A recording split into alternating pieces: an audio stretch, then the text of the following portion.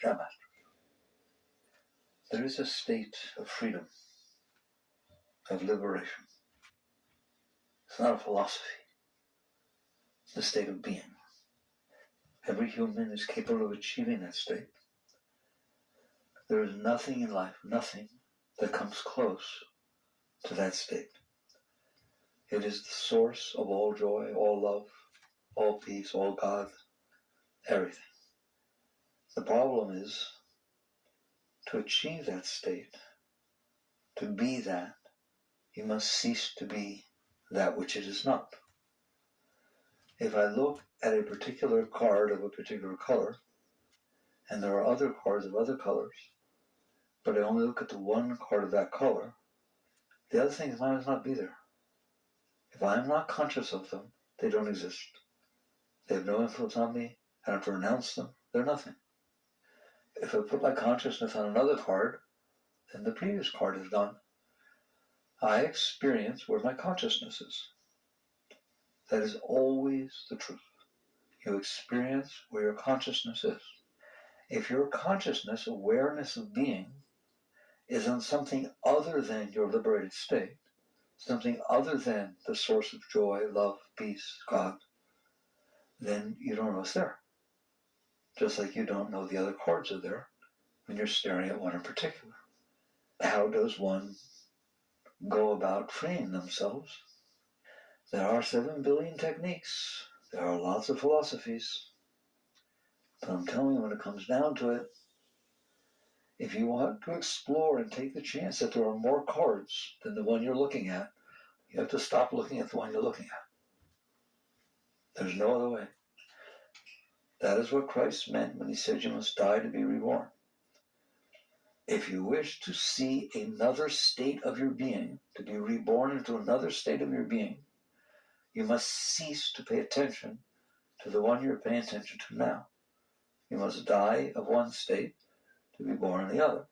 It's rather dramatic, talk about dying. If you're looking at a given card of a given color, I don't really have to say you have to kill your awareness of that card. I can just say you have to cease to be staring at that card if you ever wish to see something else. You must withdraw your awareness, your attention, from one thing in order to be free to be aware of something else. So I could sit all day, I wouldn't mind, telling you about the beauty that exists inside of you, about the intoxicating flow of your higher bodies. But what is the purpose of that if you're not going to stop looking at your lower bodies?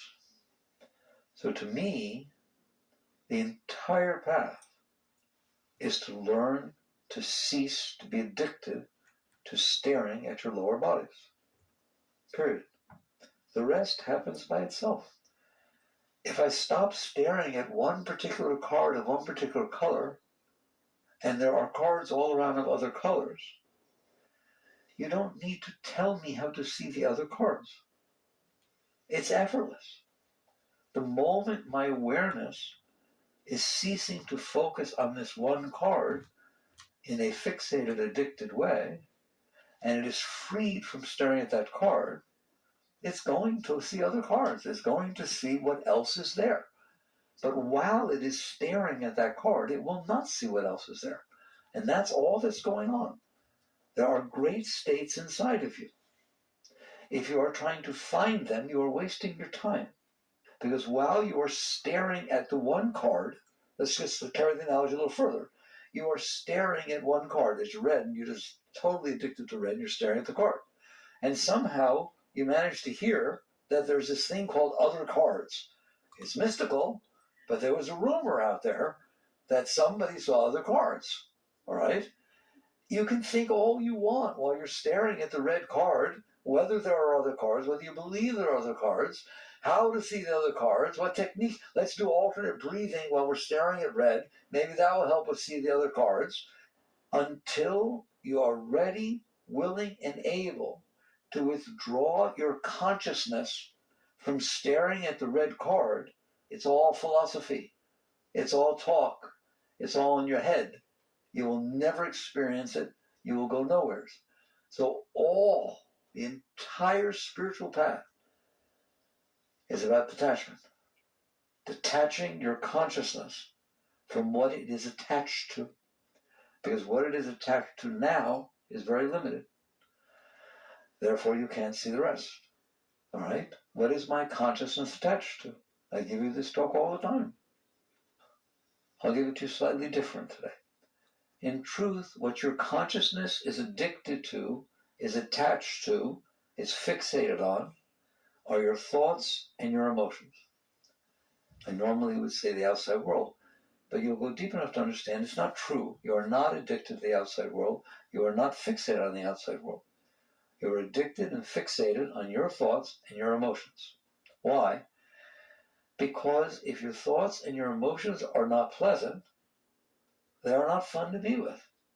If your thoughts and emotions are pleasant, they are more fun to be with. But either way, you are staring at your thoughts and emotions. If your thoughts and emotions are very tumultuous and they are bothering you, I guarantee you are staring at them. People that are depressed, you think, why do you want to hang out with depression? That's right where they hang out. All of their consciousness gets completely buried in it. It pulls it into it, doesn't it? So disturbing psychological states, mental and emotional, draw your consciousness into them until that's your entire focus, just like staring at the red card. You're staring at depression. You're staring at jealousy. You're staring at disturbance. You're staring at need. So if the psyche is disturbed, you stare at it. If the psyche is elated, your mind is very excited about something, your heart has fallen in love, you stare at that too. You like staring at that. There's no way you're taking you just fell in love, you're feeling all this joy and wonder inside of yourself. There's no way you're going to take your consciousness off of that. You want your consciousness on that. So both a state of disturbed mind and emotion and a state of nice psychological mind and emotion, your consciousness is addicted to these. It hangs out with these. It is fixated on these. There's nothing wrong with that. There's nothing wrong with the red card either, except for the fact that there are many other different colored cards. So to stare at the red one and say, well, what's wrong with the red one? Nothing's wrong with the red one. Nothing. It is just that you're missing everything else. So you're not having a full experience. You're having a fixated experience. It is exactly the same with the state of your mind and the state of your emotions. If you stare at your disturbed psyche and blog about it and get into it and talk about it and make it the center of your life, you have limited your life to red. I got a nice analogy going. I'm going to use it. You have limited your life to that because that's what you're paying attention to. There are 800 billion zillion other things, aren't there? But you don't see them, and you don't know them, and you don't experience them because your disturbed psyche has pulled you into it. Likewise, if the psyche gets elated about something, same thing. There are 800 billion zillion other things going on, but you don't see them. And there's nothing wrong with this. There's nothing wrong with red. There's nothing wrong with these different sensations and emotions and thoughts. Nothing.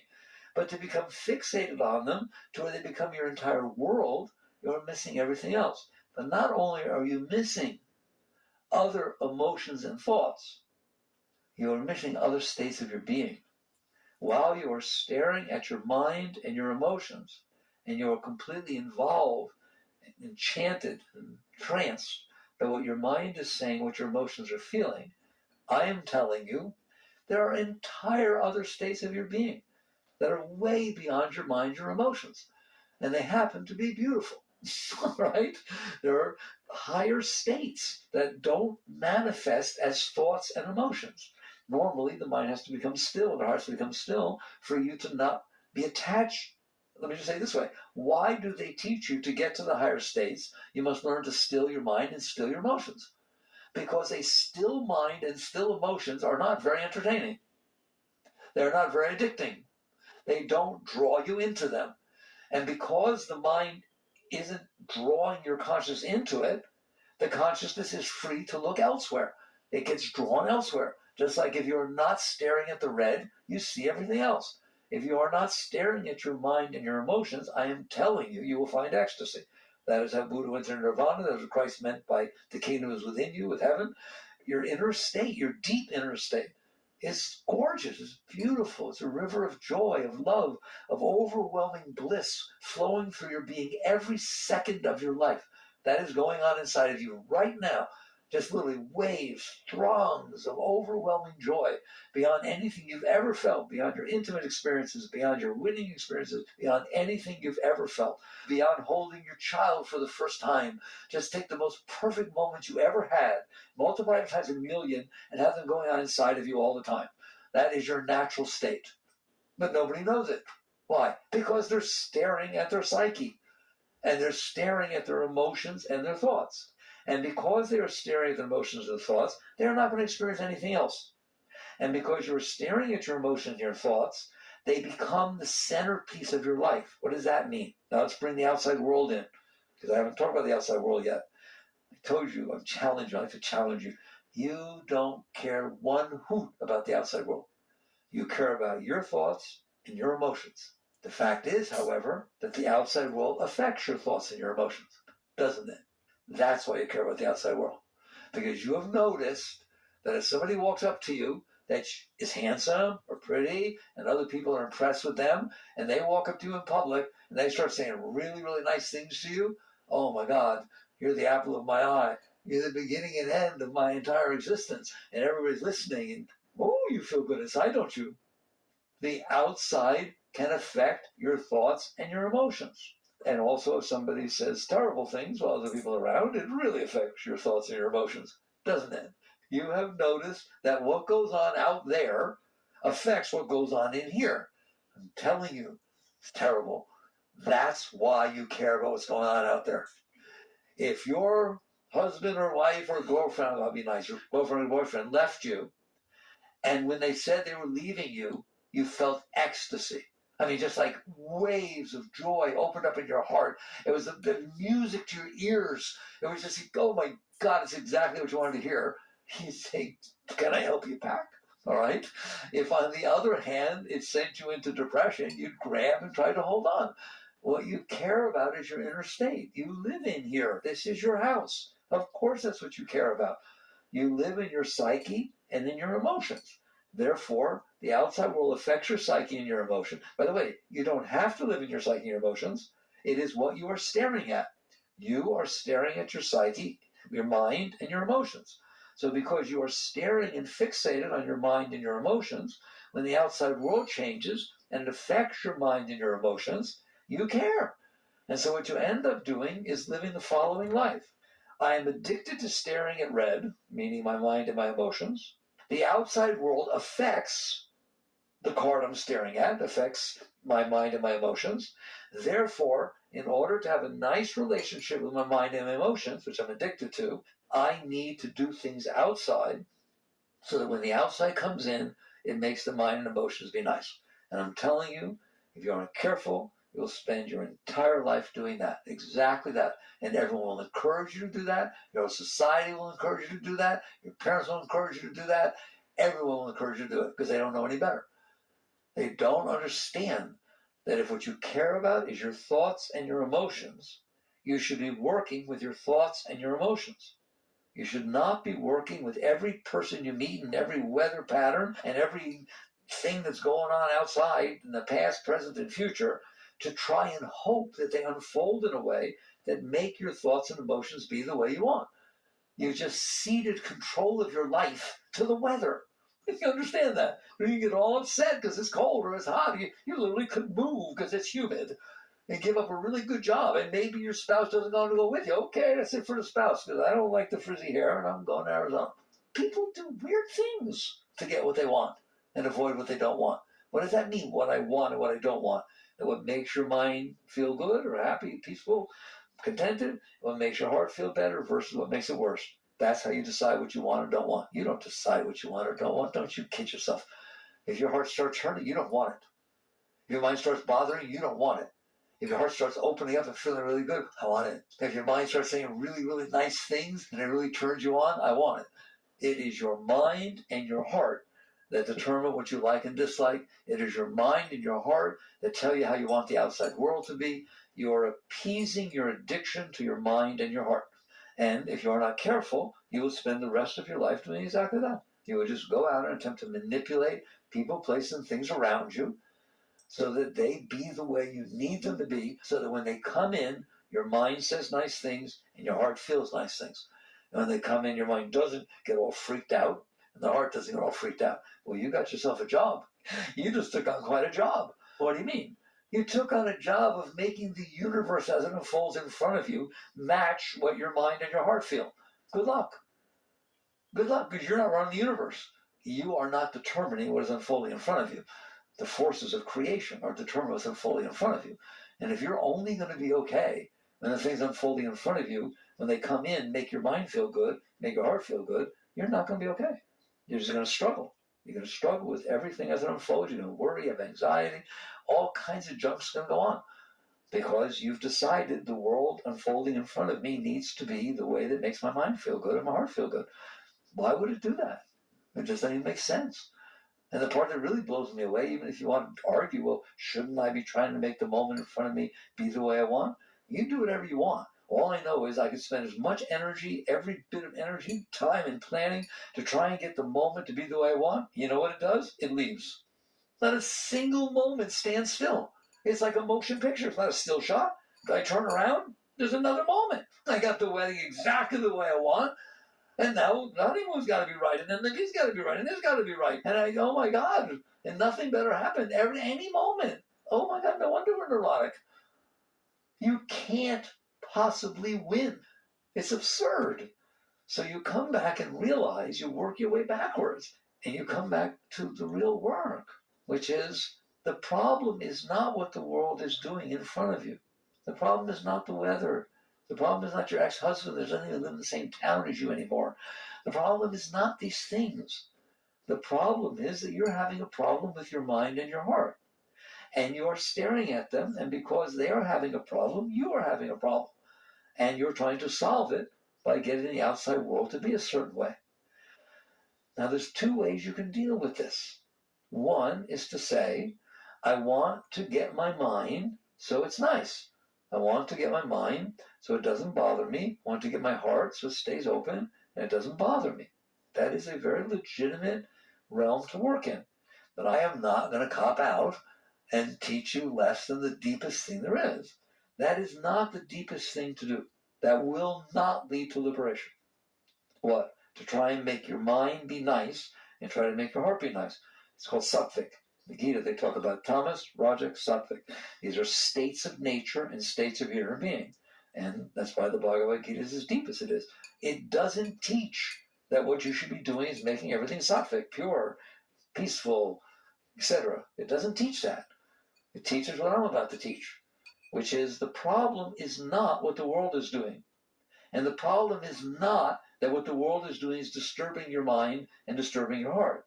The problem is that you are addicted to staring at red. If you are not addicted to staring at your mind and your heart, guess what? It doesn't make any difference. It doesn't matter what the red is doing. If the red needs to temporarily lay down and take a rest while I'm looking at 43 other flavors, what do I care?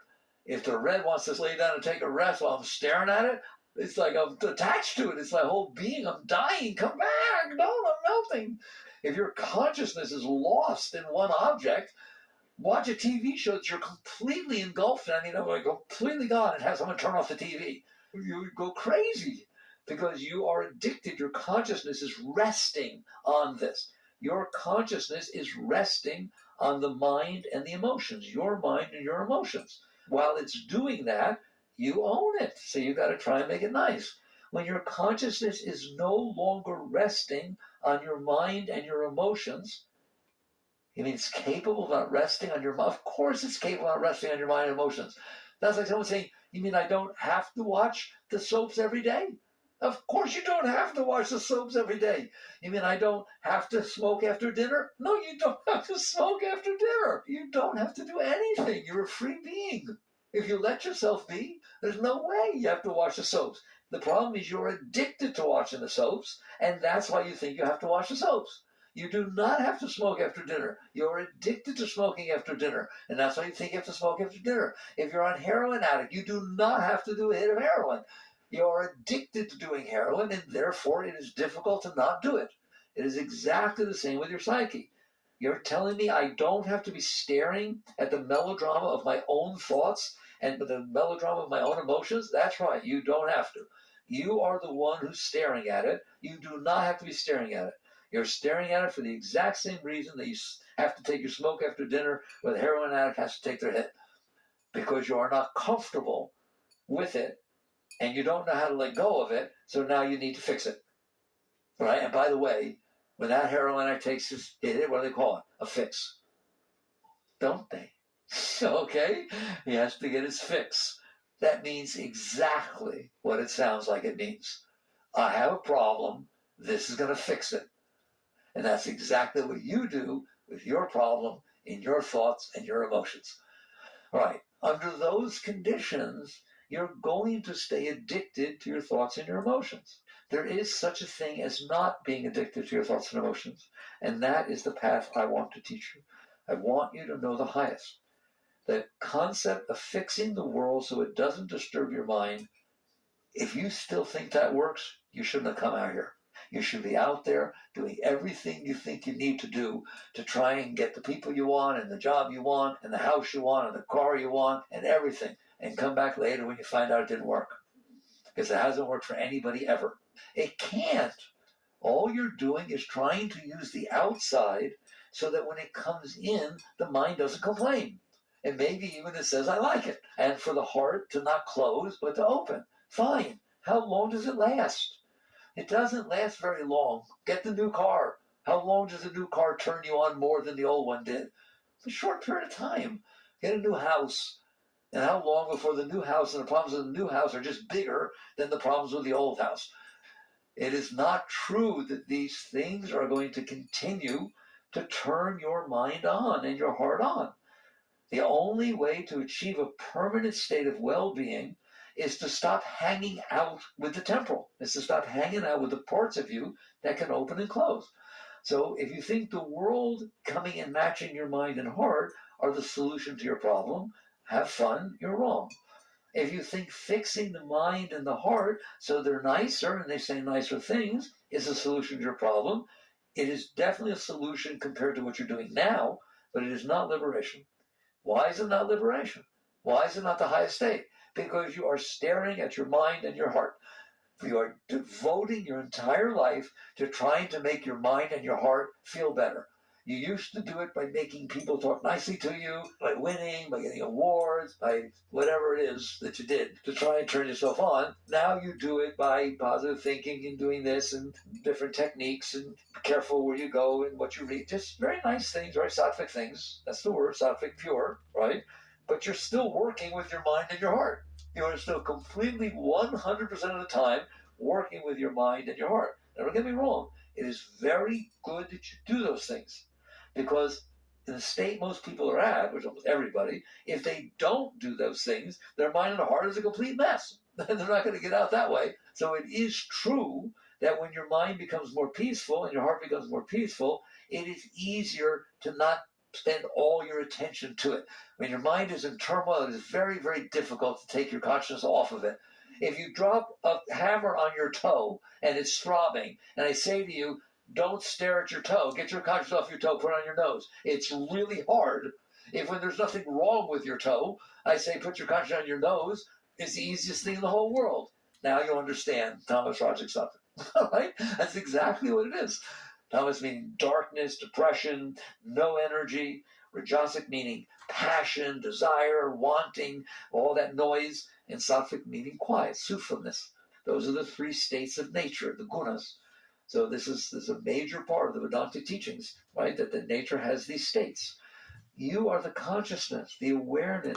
You know when the mind is causing trouble. You know when the heart is open or closed. You know these things because you're in there. If you devote your life, the lowest life you can live is to pay no attention to your mind or your heart or yourself, your inner being, but only pay attention to the world outside of you, whether it's unfolding in the way that will make you feel better when it comes in. That is the lowest life you can live. By definition, you're the furthest away from yourself that you can be. You're way out here messing around with other people. That's hilarious. I'm trying to be okay, so you do this. I'm trying to be okay by making you do what I want. You've done it, haven't you? All right? That's what we do with our relationships and everything like that. No. Next step, which is very good, wonderful step, is to step in and say, hey, it's my mind, they're my emotions, I'm going to get them together. And there's lots of techniques for doing this. And that's wonderful. And it is very wonderful compared to trying to use the outside world to fix you, because the outside world keeps changing, and it's not going to fix you. At least you're working yourself directly. So I'm not knocking that. It's important. There are times where you're supposed to step in, your mind is going to start causing trouble, you work with it, you neutralize it, you do something with your heart starts to close, you work with it to keep it open. Totally natural. So that is not the highest work you can do. That is not the highest state. The highest state is to sit there and realize, I am not my mind. I am the one who notices my mind. I am not my heart. I am the one who notices the state of my heart.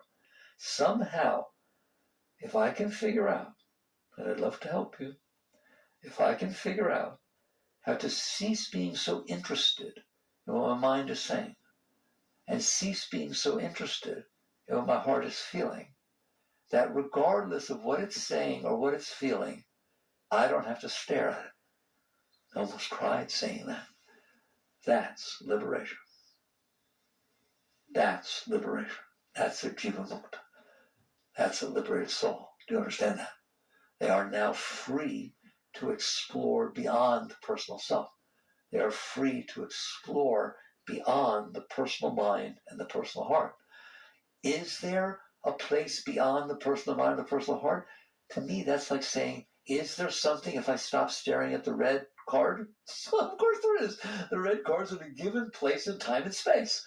Your thoughts are in a given place in time and space. You think there aren't things above it, below it, on all sides, 3D, right? I have to go to other planes of reality. Are you going to sit there and say that the other colors are on other planets, on other planes of reality?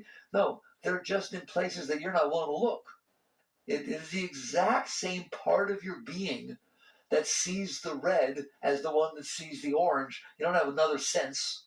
It is the exact same consciousness that is staring at your mind and staring at your heart that does not have to stare at your mind and heart, and therefore sees everything else other than your mind and your heart.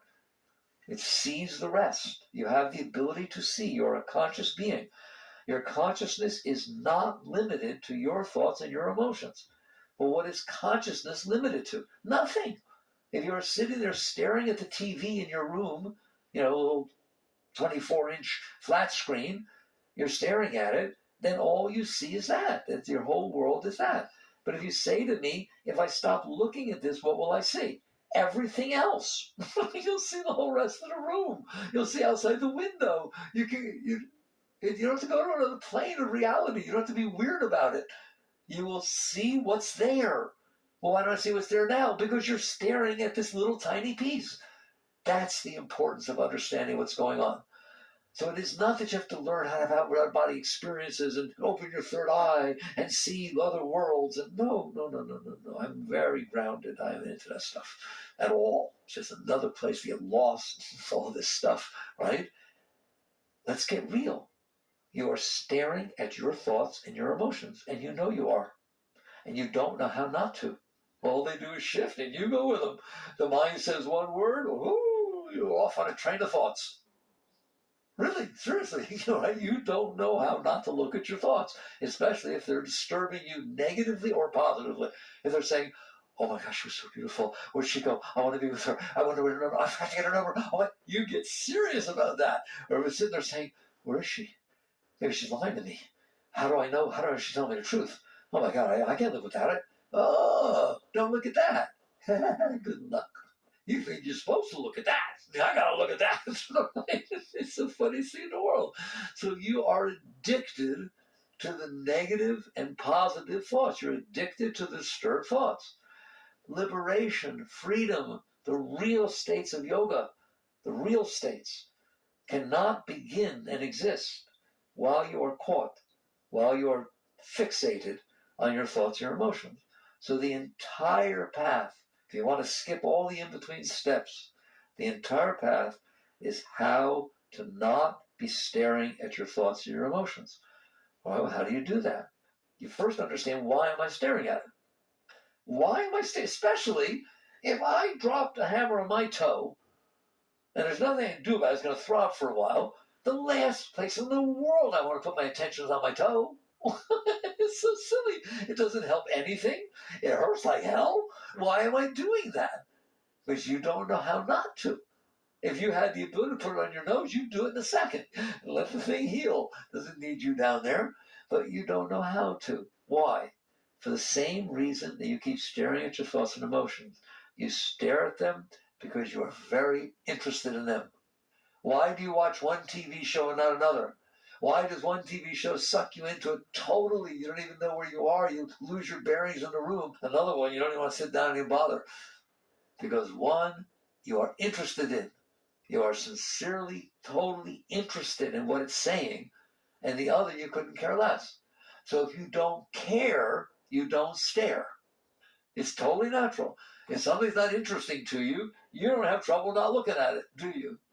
If your mind is talking about things that are like the commercials on TV instead of the main programs, you wouldn't stare at the stupid thing.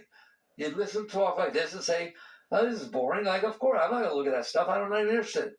If the heart didn't interest you, it was just doing stupid things and just didn't interest you, leave me alone, I'm too busy. You just go about your business.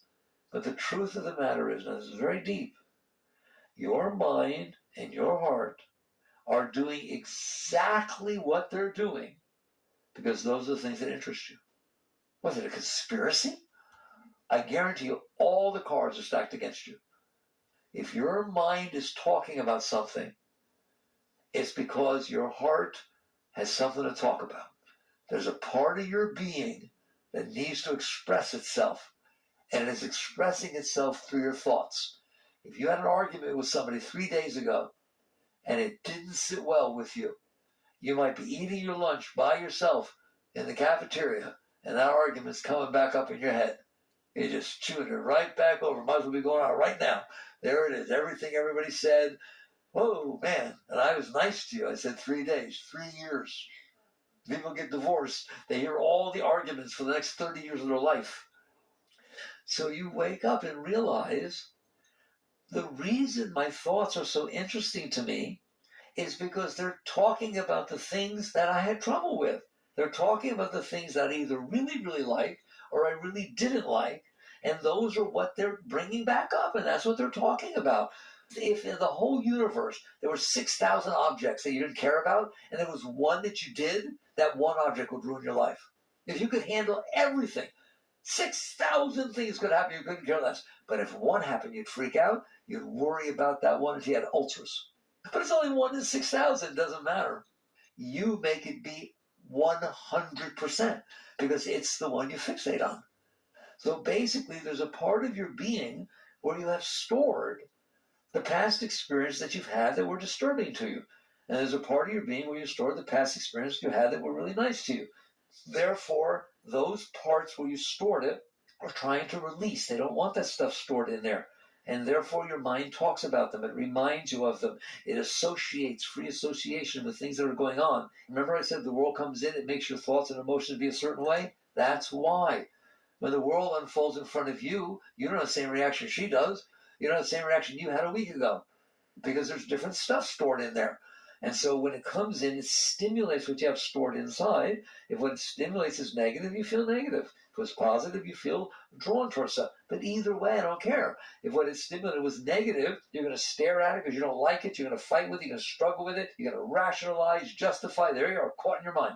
If what it stimulates is positive, you're going to want it. I got to get it again. How do I get it? Should I call it? Same thing. Either way. So the stuff you stored in there is being stimulated by the world, and being stimulated by thoughts can stimulate thoughts, and pretty soon everything that's going on in your head interests you because it's talking about the things that interest you. If you sit there and talk to me about, oh, somebody's parents got divorced when they were 6 years old, you say, yeah, and if your parents got divorced when you were 6, and it's the worst experience you ever had, you ended up with this terrible stepfather, all right? If I just say these parents got divorced, they're in trouble. When the kid was 6, oh, you're freaked. Where? What? Who did? Is he okay? Is the kid okay? Can I meet him? Oh, you're very interested now, aren't you? What interests you is what's happened to you. Very personal. It's very personal. You've had past experiences they were negative, they were positive, and they interest the heck out of you. And therefore, when they come up in the mind, and they will come up in the mind because it's trying to release them, and they will come up in the mind, it interests you. It's just like watching a TV show. Don't turn it off. Your ex-husband got remarried. To who? No, I'm busy. No, to who? To who? Is he miserable? I wonder if he's miserable. And all of a sudden, you realize what's going on. That's why you're staring at your mind. That's why you're addicted to your thoughts. That's why you're addicted to the state of your heart. Because it is bringing back up, reacting to things that are interesting to you. And the only reason they're interesting to you is because you are the sum of your learned experiences. That's what Skinner said. Your mind, you're not, but your mind and your heart are the sum of the learned experiences. Your psyche is the sum of your learned experiences. But what else could it be? It's not the sum of the experiences it didn't have. Is it? That's a great revelation that your mind is the sum of your learned experiences. What's it supposed to be? Your mind is the sum of all the experiences it didn't have. Well, that's the stupidest thing I ever heard of. It didn't have the experience, doesn't know anything about them. Here, I want you to go and do an analysis on the computer. Here it is. It's filled with data. I want you a full regression analysis, but don't use the data that's there. Use the data that's not there. Don't find other data. Just make sure you're not using the data that's there. You have to be a computer scientist to understand that's stupid. You can't do that. So it is the same thing inside yourself. Your mind is made up, thoughts in your mind and the feelings of your heart are made up of your past experiences. And therefore they come back up and they talk, and when things come in, they associate with them, and you're in trouble. Because the mind is very interesting to you, isn't it? What it's got to say is very interesting. And the concept of not paying attention to it when it says, well, I don't know where she is. She says she loves me, but I've been hurt before. That's not interesting, is it? No, you're very interested in that. You're like all ears. What's it going to say next? Maybe it has a solution. You're like, wow, man. All right. I gained a pound. 1 pound today, 6 pounds tomorrow. Oh my God, what's happening to me? This is terrible. What did I eat? I don't. You're very interested in that, aren't you? No way you're looking at that. Okay. So while you're staring at it, you're in trouble. Why? Because it's trouble. It's just the sum of these experiences you had. And because it's trouble, it causes you trouble. And because you don't want trouble, you go out into the world and try to manipulate the world so people say only nice things to you. That's why you want to have power. You're the most powerful person in the world. You don't have to worry about what people say to you. They're all in awe. Ooh, that's why you want money. That's why you want power. That's why you want looks. That's why you want everything. That's why you want a special person in your life that you trust will always say nice things to you. You want to be okay. I don't blame you. And so you try to manipulate the world. But I've already been down there. What is the method that works? And now we're talking deep yoga, deep liberation. What works? You start little by little. I've taught this before, but now we really got it down. Little by little, just like you learn to play the piano, just like you learn to play tennis, just like you learn math. You don't do it all at once. You little by little take really simple things, let's take the piano, like scales. That's how they start you, don't they? They start you with basic C scales, not even sharps and flats, just basic C, and you learn to move your fingers, learn to pay attention to the notes. You're just starting. You're starting. You got to start with simple stuff. Once you are good at that, you can shift to other keys. You can do different things. And little by little, when you're really good with the scales, you can try, 3 blind mice or something. All right, you start with simple pieces. And eventually you will learn to play the piano. Reasonably, I'm not saying you're going to be Mozart, but within reason, you will be, let's put it this way, eventually you'll be better than you were when you started. How's that? What's the probability that you can't be better than you were when you started? How about 0? There is no way you will not be better playing that piano over time if you practice your scales, if you practice the teaching techniques, and so on. All right. What do you end up with? The ability to play the piano. Good. I'm glad. I like the piano. You play the piano. I'm talking about taking that exact same methodology, starting simple, learning and growing, but what you're learning to do is be liberated. You're learning to free yourself from the bondage of this garbage that's going on inside your mind and your heart and forcing you to manipulate the world and worry about everything. I would like you to be free. I would like every one of you to be Jivan Mukta, a liberated being what you're capable of. So you start practicing, just like the piano, of how to free yourself. And you will always get better, just like you will always get better with the piano. All right? What do you mean, free myself?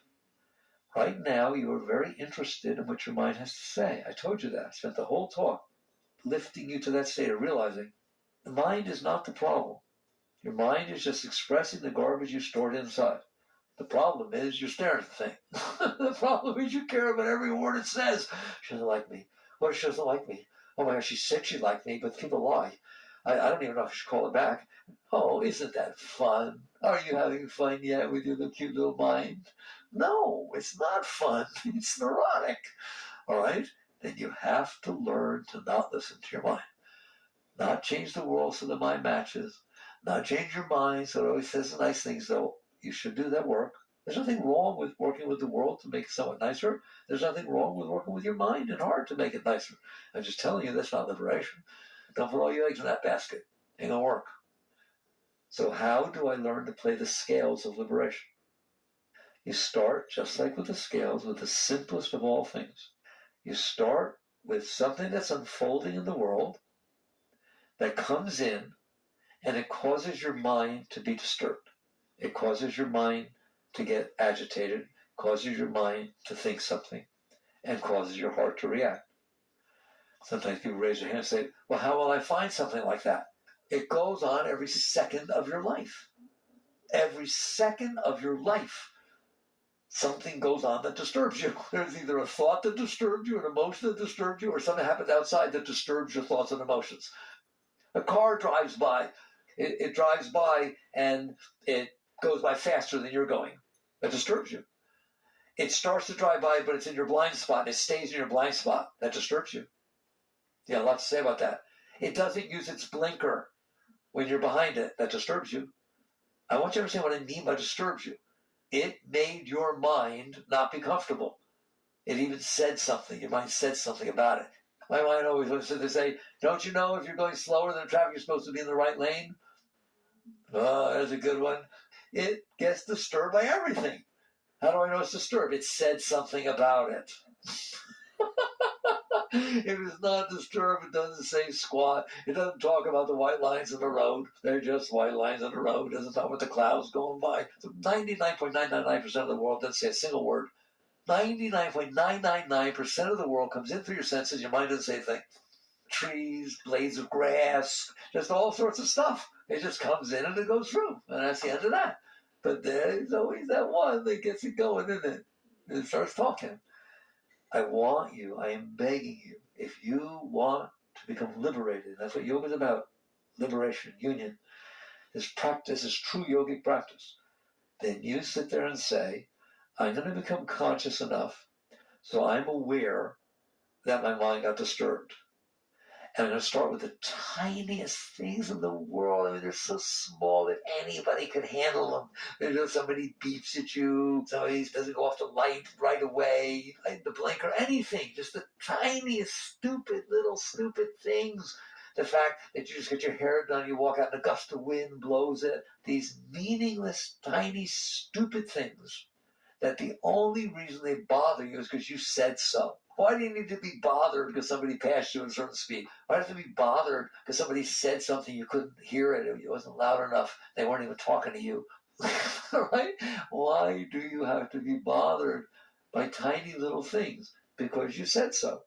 If it is something that is only bothering you because you decided to be bothered, that sounds stupid. But there are lots of those, aren't there? You get a little ketchup on your pants, you get bothered about going back to work, just whatever it is. Those are equivalent to playing the scales. They are meaningless. They are harmless. There's nothing to do about the fact that the person in front of you turned without his blinker on. He already turned. What, are you going to chase him? You're not going to do anything. Why is your mind talking about this? That is like playing the scales. You practice not being interested in the fact that your mind said something about that. All right? It sits there and said, I didn't use this blinker. Just go, oh, you're still doing that, are you? Just play with it. Do something that gives you a distance from your addiction. that every single thing the mind says you have to care about. No, you don't. It's only saying it because it didn't have anything better to do. Your mind normally is not happy. You're not happy underneath. You know that. You got all kinds of disturbances and problems and suppressions. Why in the world would somebody actually chase somebody who didn't use their blinker, pull out a gun, and start yelling at them? They do that. They even have a name for that, road rage. Why would you do such a thing? Because you have so much junk stored inside of you, so much pent up energy, so much suppression, so much disturbance, that when something happens that your mind justifies it should not have happened, it becomes a gateway for all of this stuff to come up. It became a justification. But he should have used his blinker, I'm right. Okay? And the next thing you know, all the garbage of a lifetime is coming up through the hole of somebody not using their blinker. That is exactly what's happening. You need to become conscious enough to look at your mind in these tiny little things and practice not being interested. You practice not being interested. So you start with these little things. You say, well, what's the purpose? Because you learn to do your scales. You can only answer what's the purpose of doing the scales. You'll find out when you learn to play the piano. All right? They helped your finger coordination. They helped your tone. There are a million things the scales do, isn't it? There are a billion things that accepting, releasing, not being interested in your mind's complaints about things that you could do nothing about are none of your business, and you're just getting interested in something you shouldn't be interested in. So you learn, it's called letting go. You practice letting go, not of the mind and not of the event, of your need to pay attention to the mind. You let go of your addiction to the mind. You let go of the urge that makes you watch it. You don't work in the outside world. You don't work in the mind. You work in the energy that's causing your consciousness to care what the mind is saying. And I've taught you the highest thing I ever learned. How do I work with that energy? Relax. What do you mean? If I relax when the mind starts saying, and I just relax, I didn't engage. If you relax, you can't engage. It requires tension, it requires involvement to engage. If I relax, and then the next step I do is lean away. What do you mean lean away? It's talking somewheres inside. I'm watching it, but I'm relaxing instead of getting involved in it. Now I just lean back, lean away. That's it. You have now practiced not listening to your mind. And you do it with the next thing, and you do it with the next thing.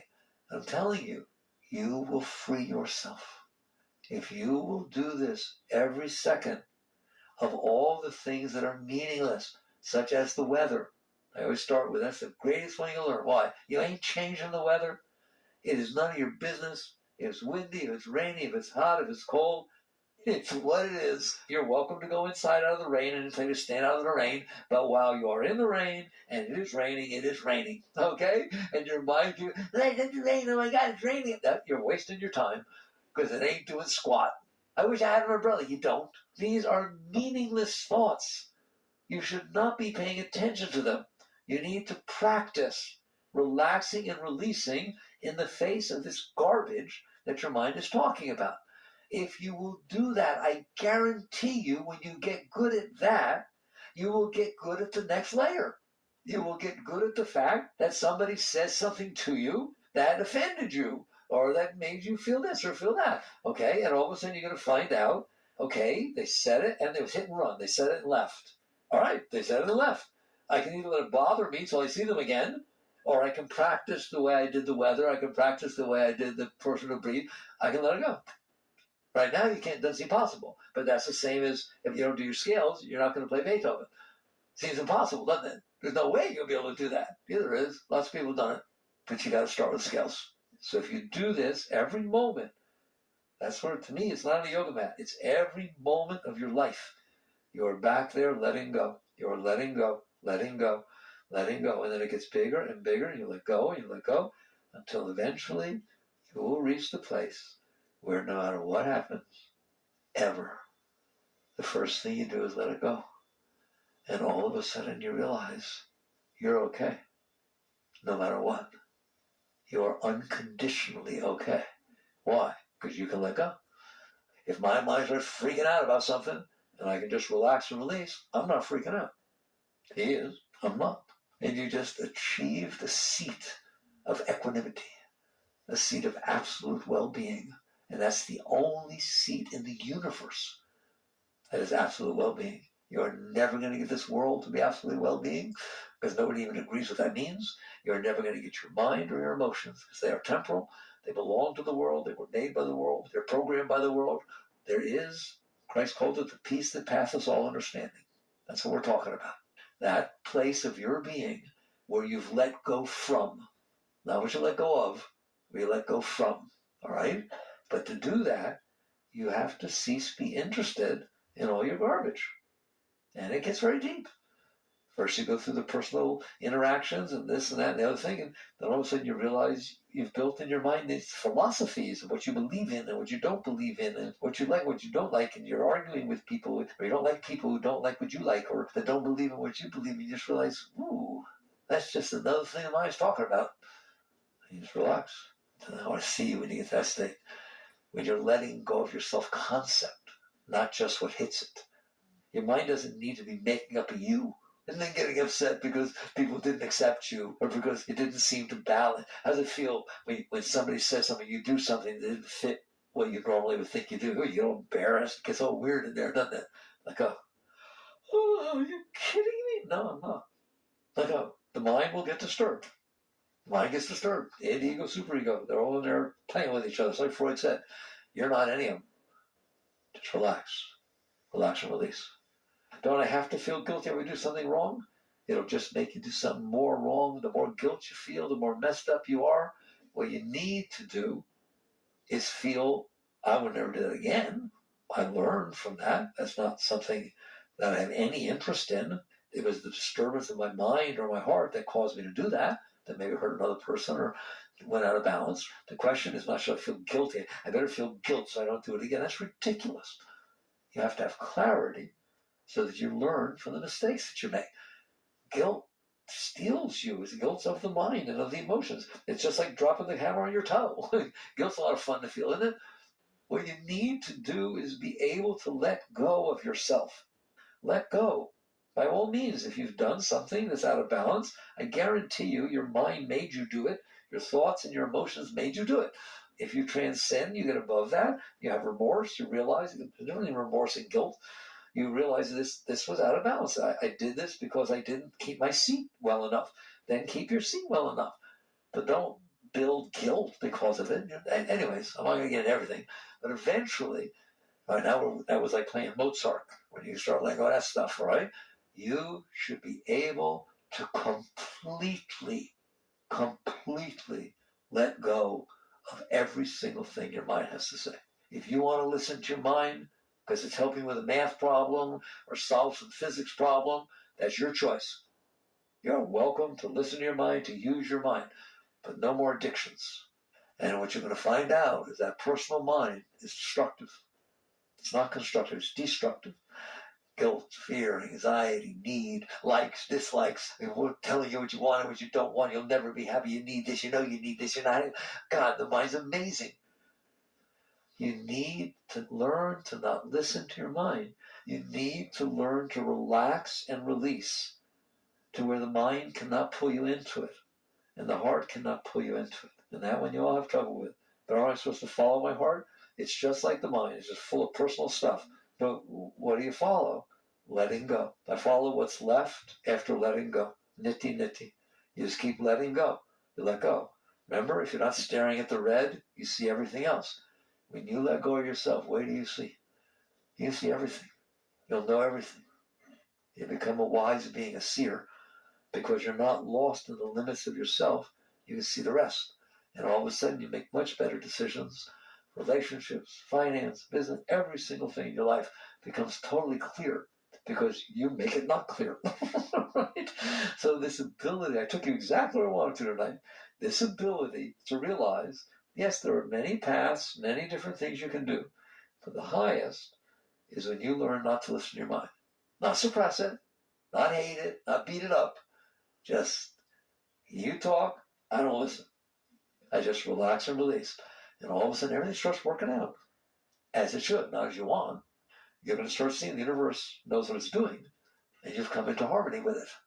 And so it becomes a very, very different, completely different life. But you have to learn to not get caught up in your thoughts and emotions. Ever. There's no personal thoughts and emotions. They're welcome to be. They're welcome to be. But they are not who you are. You're the one that's experiencing them. Stay seated in the seat of self. Relax. And then all of a sudden the rest will happen, the much higher stuff. You will start to be able to experience the beauty of your own being. I started by talking to you about that. Now tell me what your life is like when you're feeling nothing but ecstasy pouring through your being all the time. Now go to work. Now get married. Now have a kid. Ooh, it's fun. Because you don't need a single thing and nothing can bother you. All right. I hope you understand these things. That is the essence of the deep teachings. Jagrath.